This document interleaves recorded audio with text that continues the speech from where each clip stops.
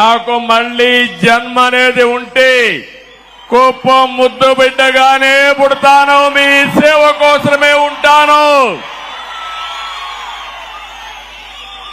అలాంటి అరుదైన అనుభవం ఈ నియోజకవర్గం. ఈసారి ఎన్నికలు జరిగాయి. 164 మంది ఎమ్మెల్యేలు గెలిపించారు. వైఎస్ఆర్ కాంగ్రెస్ పార్టీని చిత్తుగా ఓడించారు. 11 సీట్లే గెలిచారు. అంటే ప్రజాస్వామ్యంలో ఎవరైనా సరే విర్ర వీగితే ఇదే గతి పడుతుందని ప్రజలు నిరూపించారని చెప్పి నేను మీ అందరికీ తెలియజేస్తున్నా. కుప్పం నియోజకవర్గం ఉంది, నా సామాజిక వర్గం లేదు గాని ఈ వెనుకబడిన వర్గాలే నా సామాజిక వర్గం. 40 ఏళ్లుగా గెలిపిస్తున్నారు.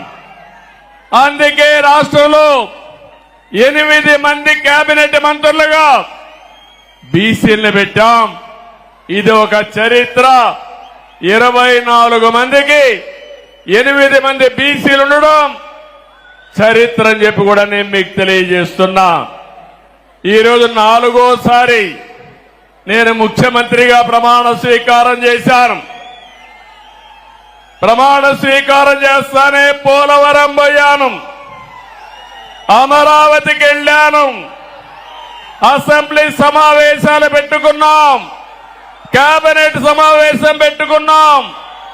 తర్వాత నాకు ప్రత్యక్ష దేవుళ్ళైన కుప్పం దేవుళ్ళని కలవడానికి ఇక్కడికి వచ్చాను. ఇక్కడి నుంచి ప్రజాక్షేత్రానికి వెళతాను. వెళ్లే ముందు మీ ఆశీస్సులు తీసుకోవాలని, మీ అందరితో కలిసి మాట్లాడాలని, మిమ్మల్ని చూడాలనే ఉద్దేశంతోనే నేను ఇక్కడికి వచ్చాను. నేను ఈరోజు ఒకే ఒక విషయం మీ అందరికీ విజ్ఞప్తి చేస్తున్నాను. నేను మీకు రుణపడి ఉన్నాను. 5 ఏళ్లలో మీ రుణం తీర్చుకుంటానని మరొక్కసారి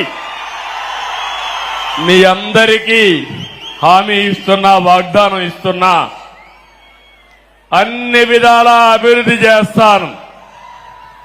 భగవంతుడు నాకు ఎంత శక్తి ఇస్తే అంత శక్తిని ఉపయోగించి కుప్పాన్ని అగ్రస్థానంలో పెట్టడానికి ప్రయత్నం చేస్తాను.